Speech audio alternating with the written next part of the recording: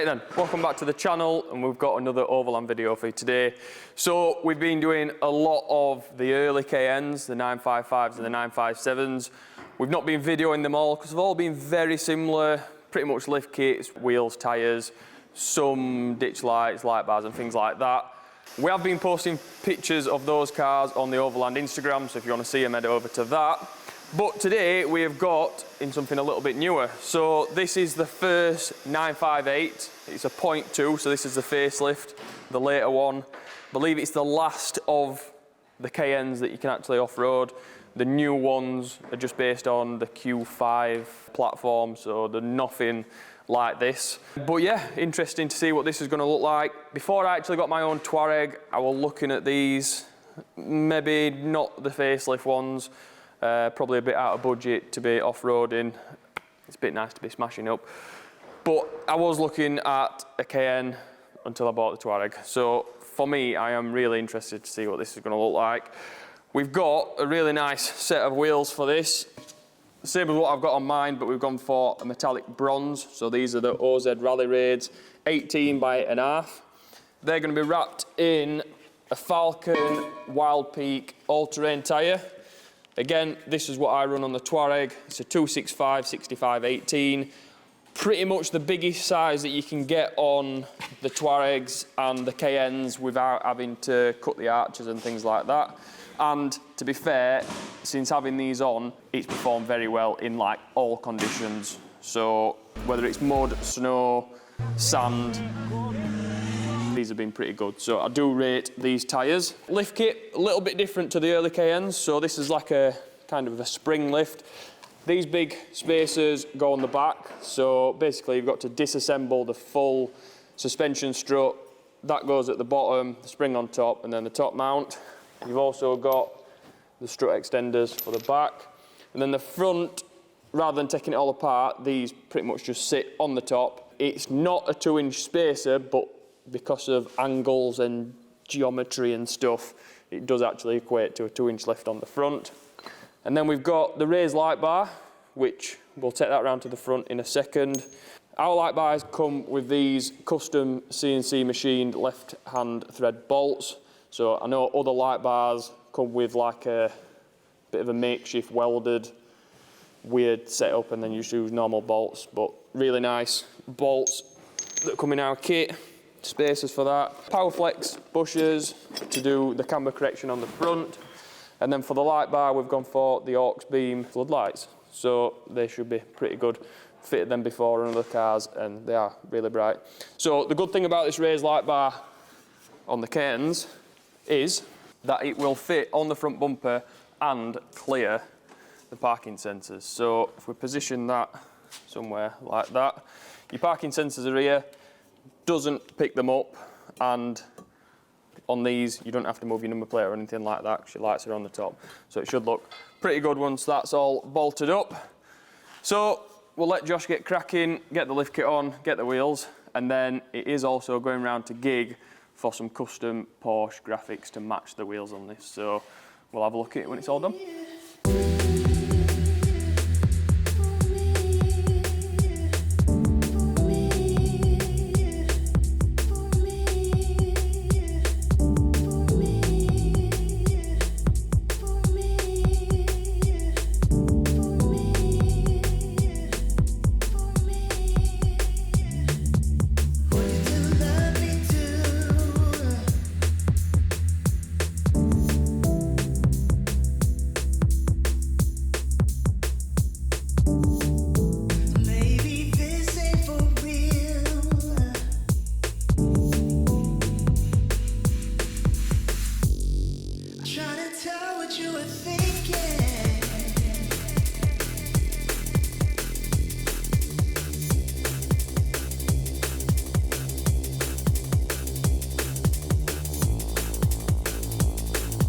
So, quick update on the Cayenne while we've got the front taken apart. If you're using this as a bit of a fitting guide, it should be useful, or if you're just kind of interested in how things work. So, first thing we've done is kind of loosen up this strut, take out this bottom bolt first and then the drop link. And then once you've got those undone and out, we can undo the 3 nuts from the top. This gives us plenty of wiggle room to get the spacer on there. So I'm not sure if this is on all models, but this spacer is 30mm. We found on this one in particular, the studs were actually longer than 30mm. So we just had to cut the top 5mm off the top of that stud, but they're not really getting used to fasten that to the body anymore. The spacer is attached to the top of the strut, just using standard nuts. Make sure they're nice and tight. And then we can reposition that up there and use the bolts provided in the kit, go straight through the top and hold that in place. And then once you've got it all bolted up at the top, you can put the bottom back in. You'll probably notice on this one that the top arms are actually off. It's not required. The only reason why we have got them off on this particular vehicle is to do the Powerflex top bushers. So if you are just doing the lift kit and you're not doing the bushers, exactly same as what I've just said, you can take the bottom out and then it just drops down. It gives you enough wiggle room to get the spacer in there. Or if you are doing the bushers, take the top arm off as well. It gives you plenty of room. So if we go around the other side, we'll kind of show you what it's like when it's done. Light bars on. No lights yet. So this is it all back together. The arms on there, we've got the adjustable Powerflex bushers. So you just get like a little C-spanner in there to adjust the camber. And then the spacer is all fitted at the top. So that, although it is a 30mm spacer, like I said earlier, because of angles and geometry, that 30mm actually equals a 2-inch lift once it's all dropped back together. So we're just going to do the wheels and tyres now. The customer wants to retain the pressure sensors from his standard wheels, so we're going to have to remove those and fit those to the new OZ wheels. And then we'll be moving on to the back, so we'll have a closer look at that when we come to it.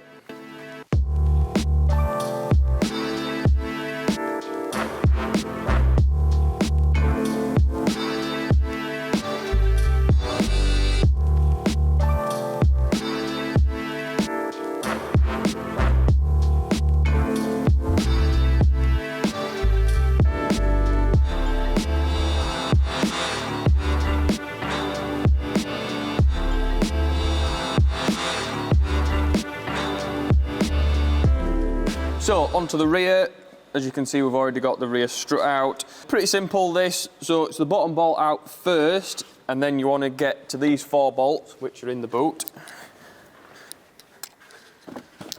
So that's these 2 here and then the 2 at the back. Pretty straightforward, take them out and then you can drop all the strut out. And then once you've got the strut out, 4 nuts off the top to take the plate off. And then we need to take the main nut, holding it all together, off. Obviously, put this in a spring compressor first so it doesn't straight through the roof. And then we'll have a look when it's done. But basically, this just kind of sits inside the original cup and spaces it up, basically. Pretty straightforward. So because we are increasing the overall height of the spring on this, we need to also extend the shaft. So we've got a strut extender for there, but we'll let Josh take this apart and we'll video it all getting put back together, just so you know.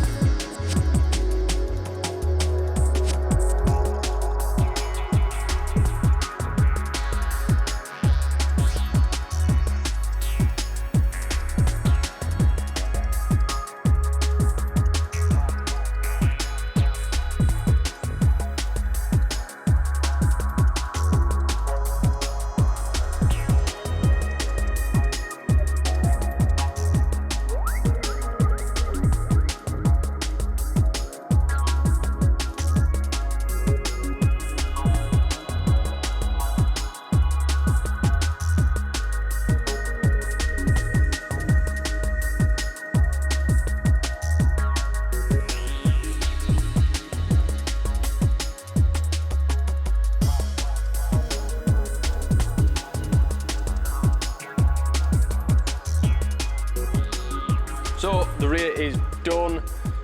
As you've probably seen on the video, these are an absolute nightmare to get back in. There is a kind of hack to doing it. So we just put a ratchet strap, because it's on kind of an angle. Even if you compress the shock, it's not wanting to line up with the hub. So we put a ratchet strap around it just to kind of pull it a little bit more straight, and then kind of pushed it up, and then you'll see it on the video anyway. Absolute ball ache. It does help massively if you loosen up all these joints. So anything that can kind of move, you want to loosen them off. So you're not trying to stretch the bush, the rubber bush itself can actually move, and it gives you a little bit more freedom to actually get that up there. So it's not impossible, but if you are trying to do this on your drive, it is quite hard. So you are better with a ramp.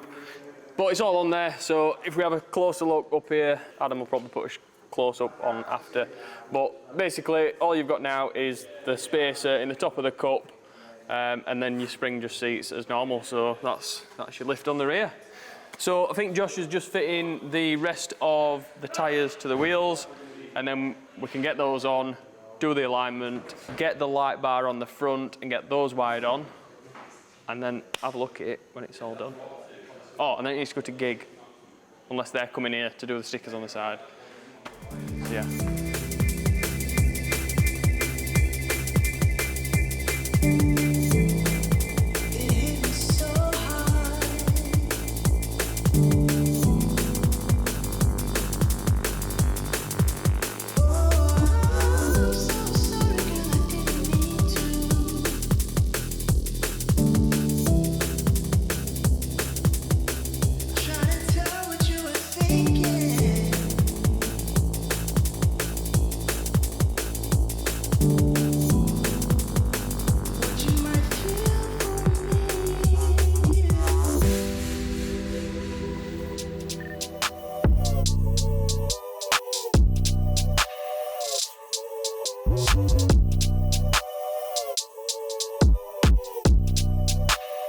So the Cayenne is finally finished. It has took a little bit longer than expected. There's a lot of plastic trims under the engine bay. I think the guys in the workshop forgot to record most of actually wiring it in. But other than that, not too bad. We expected the suspension to take quite a while. It's not a straightforward thing on these. I think after this one being the first 958 that we've done, we might actually put the labour up on this for installation in the future.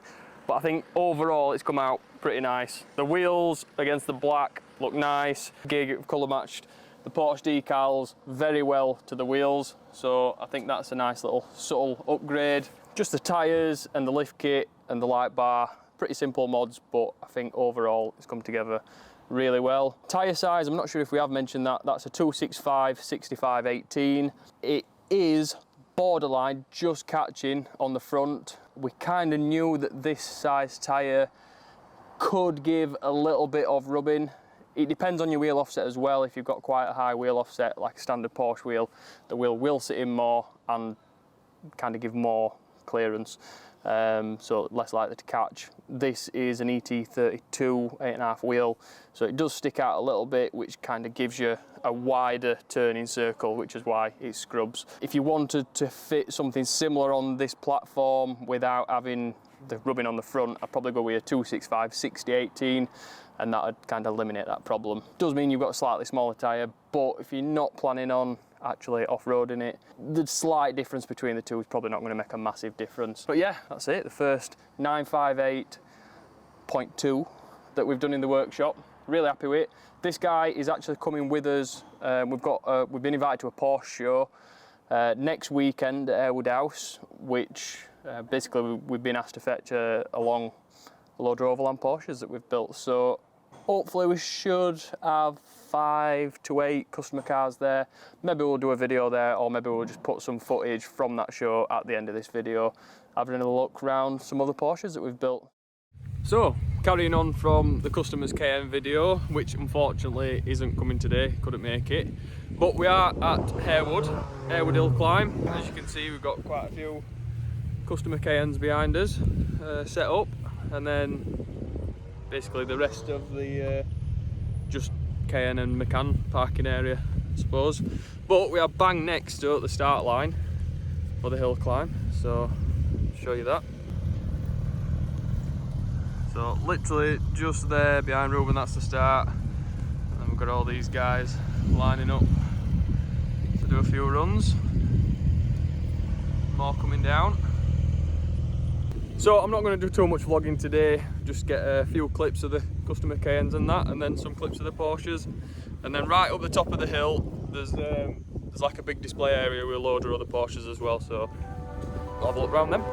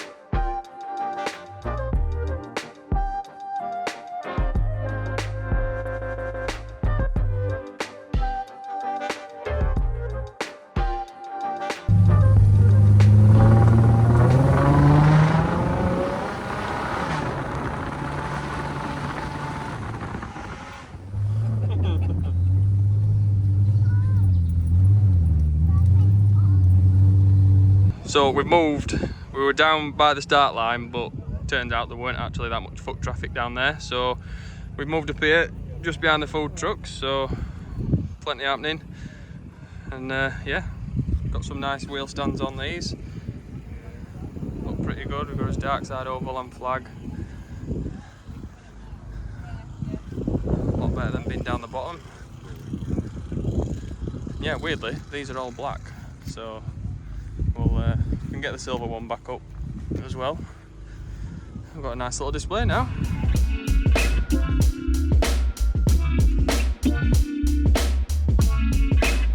So that's a wrap, we're going to call it a day. All the customers in the Cayennes have gone home now. The guy with this Macan, Steve, he's the guy that invited us here, so thank you very much, Steve. It's been a good day, nice weather for it, plenty of nice cars here. Hopefully it's made a decent video, a bit of a tag along to the customer Cayenne. But yeah, nice drive home in Rice Panamera now. So click the like button, subscribe, see you in the next video.